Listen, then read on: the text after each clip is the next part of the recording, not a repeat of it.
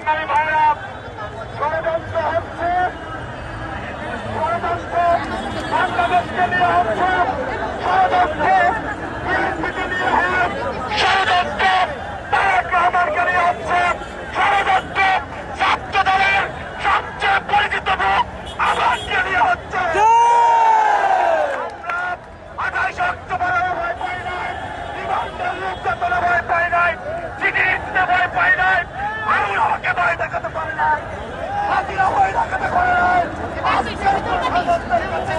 আবার মাথা মতো করবে না।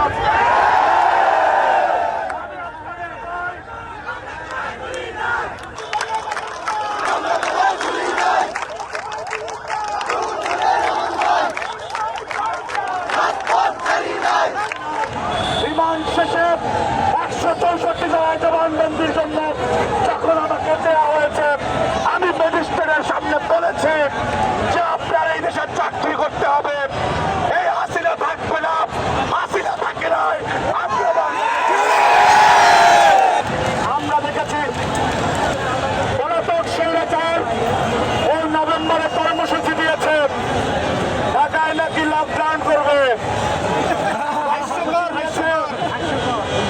আবার পাশাপাশি আমরা দেখেছি নির্বাচনকে পরিকল্পিতভাবে বাধাগ্রস্ত করার জন্য আরেকটি সংগঠন নভেম্বরে আন্দোলনে ডাক দিয়েছে।